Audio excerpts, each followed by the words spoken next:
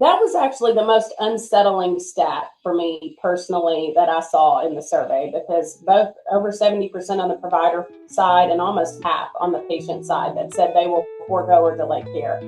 That's not a revenue problem, that's a public health problem.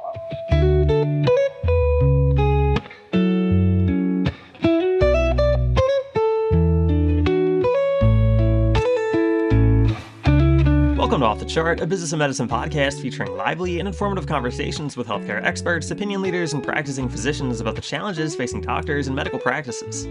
My name is Littrell. I'm the Associate Editor of Medical Economics, and I'd like to thank you for joining us today. In today's episode, Medical Economics Managing Editor Todd Shryock sat down with Mindy Fortson, Chief Operating Officer of Experian Health, to talk through the findings of the company's 2026 State of Patient Access Survey. The headline finding is a perception gap. 46% of the healthcare organizations surveyed say patient access has improved over the past year, but among patients, that number is just 18%. Todd and Mindy get into what's driving that split and why 73% of respondents on the practice side say patients delay or forego care when they can't get a cost estimate up front, a finding that Mindy calls a public health problem rather than a revenue problem. They also cover how much of the prior authorization burden the practice can realistically fix on its own versus what'll take payer and policy reform, why training deficits keep surfacing in front office roles, and where automation and artificial intelligence are most likely to take pressure off short-staffed teams over the next couple years. With that said, Mindy, thank you for joining us. Let's get into the episode.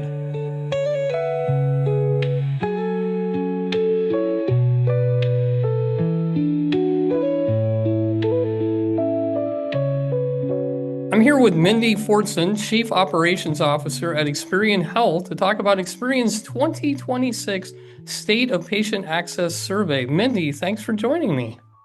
Absolutely. Thank you for having me. So, Mindy, there's a striking gap between providers, 46%, and patients, 18%, who think access has improved. What's driving that disconnect? I think the disconnect is really caused by the way that patients and providers are measuring outcomes. I think the provider is looking at their ability to staff, how they're adopting digital tools, how quickly they're able to train staff, and they're looking at some of those outcomes of adoption across their facilities, where our patients are looking for, how am I going to be able to afford this bill? What is my cost estimate up front? How quickly can I access my provider? And so while both are very valuable and important metrics to be looking at, I just think that they're looking at two different kind of sides of the ball when they're measuring success. So I think that is what's causing some of the growing gap between the two. So I think focusing on the pain points to bring those together is where we start to see the patient sentiment change. 36% of patients reported authorization difficulties. How much of this burden is realistically fixable at the practice level versus requiring payer or policy reform?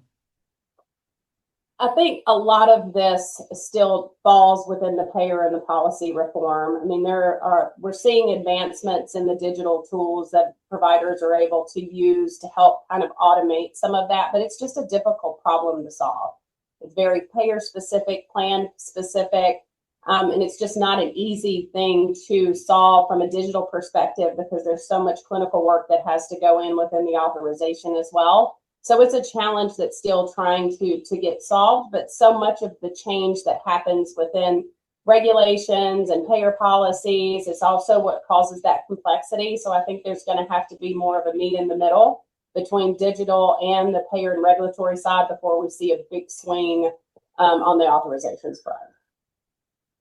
Nearly 3 in 10 patients experience delays due to insurance verification. Are there operational changes that practices can implement now to help reduce those delays? Absolutely. A lot of the administrative complexities that you see that I think are surfacing in this report are not clinical workflows. They're administrative burdens that are happening up front. So there's a lot of automation that can be applied in those areas, and we see a lot of hospitals that are adopting those. Experian, for example, has our patient access curator solution that helps to identify coverage up front. It also has insurance eligibility. It goes out and looks at MBI lookups. And it helps define unidentified coverage as well as goes out and checks for eligibility that the patient provides and delivers that back into the hospital or provider's hands. And that helps kind of reduce errors up front. And so there are a lot of digital tools that can be adopted, especially when you're seeing the number of staff shortages that are happening. I think it's important for providers to be able to really look at tools and AI and automation to help to optimize the staff experience, because if you see the numbers in the survey, that's still the number one frustration on the provider side is staffing shortages. It just continues to go up. And so I think the automation and being able to adopt these tools to help with these administrative burdens up front are just going to become more important. Your survey found that 73% of providers say patients delay or forfeit care when they can't get a cost estimate. Are there some practical ways that practices can provide accurate estimates considering they might have limited resources? That was actually the most unsettling stat for me personally that I saw in the survey, because both over 70% on the provider side and almost half on the patient side that said they will forego or delay care.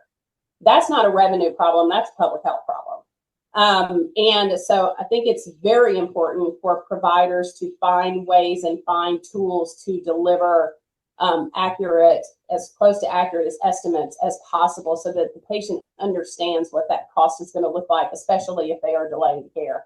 So there are tools out there, patient estimate tools that help to take the eligibility, the payer contracts, and combine that information to make sure that you are delivering and understanding that the service that the patient is coming in for, combining that and being able to give that estimate up front.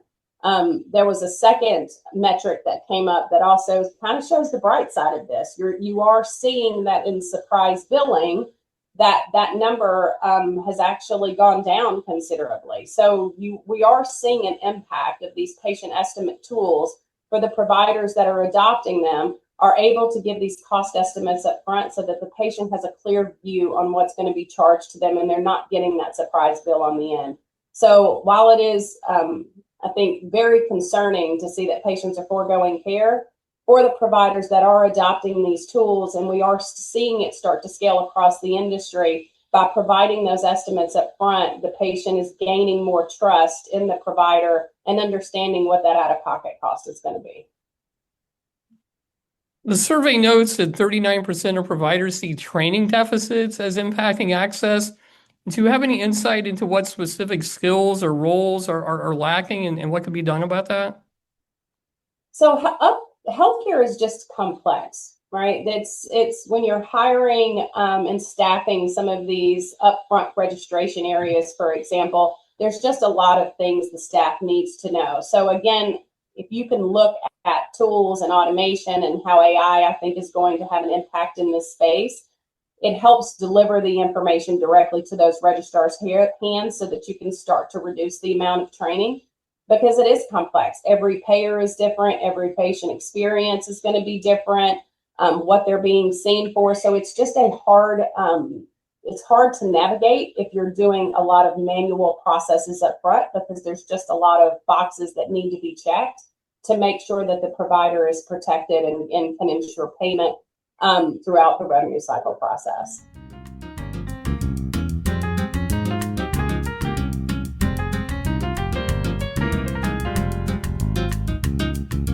Hey there, Keith Reynolds here, and welcome to the P2 Management Minute. In just 60 seconds, we deliver proven, real-world tactics you can plug into your practice today, whether that means speeding up check-in, lifting staff morale, or nudging patient satisfaction north. No theory, no fluff, just the kind of guidance that fits between appointments and moves the needle before lunch. But the best ideas don't all come from our newsroom. They come from you. Got a clever workflow hack, an employee engagement win, or a lesson learned the hard way? I want to feature it. Shoot me an email at kreynolds@mjhlifesciences.com with your topic, a quick outline, or even a smartphone clip. We'll handle the rest and get your insights in front of your peers nationwide. Let's make every minute count together. Thanks for watching, and I'll see you in the next P2 Management Minute.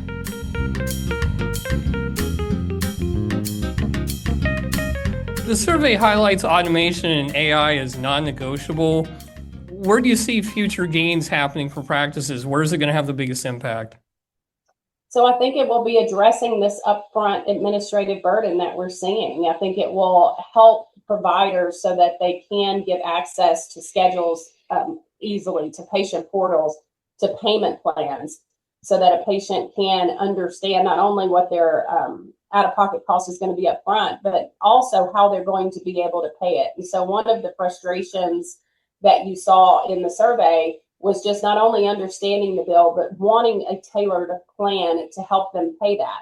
So again, these automated tools up front are going to be a non-negotiable. And I think as you saw in the survey, I think it was 28% of providers that were starting to see adopting AI, which is actually an encouraging kind of metric to me, because last year we didn't even measure it. And so I think over the next year to 2 years, you're going to see AI moving out of a pilot phase into kind of the general infrastructure of health, and people adopting it, being able to get information more readily. So I think as these tools start gaining traction, you're going to see that process start to improve. Healthcare, of course, as we all know, is much more regulated than a number of areas. So our providers have to be, cautious and careful on how and where they're adopting it. But the ones that are adopting it and adopting it safely, I think are be the ones that are going to be able to advance in that experience and be able to continue to gain that trust with their patients. The data shows that 93% of providers say patients struggle to pay. How does that compare to prior years, and does that number surprise you? It does surprise me. I think just with healthcare cost and affordability continuing to shift, I think with the big beautiful bill and kind of some of the financial anxieties that are happening around how Medicaid is going to continue to be in flux and change, and what that regulatory clarity is going to look like. I think there's anxiety on both the provider side and the patient side, because the providers are trying to figure this out to be able to make sure that they understand enrollment requirements and what that's going to mean for their patients. And then the patients are trying to figure out, what does this mean to me? There's a lot of cost shifting that's continuing to happen, and I think will continue to happen with employers shifting costs, to the employees. And so that's going to have a direct effect. And so I do think the affordability and the healthcare cost is going up. It's going in the other direction. And so I think these, what you're seeing surfacing here is different than we've seen in the past. And I'm not sure that those headwinds are going to go away. For the fourth consecutive year, access to practitioners remains the top patient-reported challenge at 27%. Is there anything physicians can do about this, or is this more of a systemic problem that needs to be solved at the government level? I think it's a little bit of both. I think, making sure that you have scheduling tools. We're moving more towards a mobile society, and while that's a little bit twofold, you can see that come out in the survey. People want the healthcare to be just like access to other areas of life, right? So you want to be able to easily go in and access and schedule, and not have to do repetitive paperwork and all of the things that happen in your physician's office and going into your providers. I think the scheduling component, the digital tool adoption for patients to be able to easily schedule their appointments, do their paperwork up front, be able to kind of expedite that process. That's what I feel like they are speaking of in the survey when they say, being able to access the physician. The patient portal adoption, I don't think is happening as fast as we want it to. And I think there's a little bit of economics there that are coming into play. I think we have a large majority of our population that have the smartphones and that are able to go in and access this easily, but we still have a large piece of our population who maybe doesn't have a smartphone, or is not comfortable navigating a patient portal and having to figure out how to log in and go in and schedule and view information. And so I think we're just at an interesting time with how people still want to access their care. Were there any other data points that jumped out of you in the survey results? One that was interesting to me is paper billing and some of the snail mail. metrics that came up, that was actually, that actually jumped up this year, which is interesting because that kind of goes against the whole mobile healthcare experience. But when you look at it and you think about, all of the regulation and legal notices and HIPAA notifications and all of the things, those typically default to paper mail. And I also think it's interesting because there's so much concern around, cybercrime and, people that are reaching out to you that may not be the actual, provider, and concern about putting your personal information in some of these portals. So I think there may be a component where people are starting to go back to wanting to see paper invoices and making sure that they understand exactly where they're putting in their information and how they're paying their bills. So I think that may be having some effect on that, but that was an interesting metric to me. Is there anything else that you would like to point out that we haven't talked about? I think it's just interesting over the next year to two. I think that AI metric is one that we need to watch and just see how that adoption continues to play. When you look at the financial, so let's look at the speed to access, for example, since we were just talking about that. When you look at the metrics, it's one of the biggest frustrations, but it's also one of the biggest successes, because the ones that can't have access to their physician and they are getting their cost estimates and they do have tailored payment plans, those are the ones that you see in the survey that are saying that they're having a better experience. But the ones that are not, it's the same problem. So it's a little bit of a nuanced metric there. And so I think we still have a gap with providers on who is, really being kind of forward thinking and adopting these tools, and the ones that might be a little bit slower. So I think that providers are going to need to continue to invest. They're going to need to continue to look for automated ways, especially when you look at the staff shortage and training numbers, and figure out ways to help automate that experience. Very good, Mindy. Interesting stuff. Thanks for joining me. Absolutely. Thank you so much, Todd.